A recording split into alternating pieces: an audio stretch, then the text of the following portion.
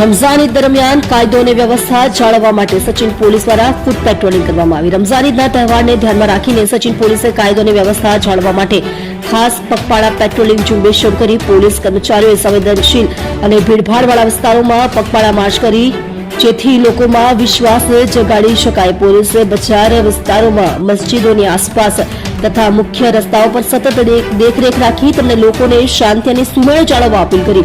Police અધિકારીઓએ જણાવ્યું કે તહેવાર દરમિયાન કોઈ પણ અનિચ્છનીય ઘટના ન બને તે માટે કડક વ્યવસ્થા કરવામાં આવી છે અને દરેક પરિસ્થિતિ પર નજર રાખવામાં આવી રહી છે।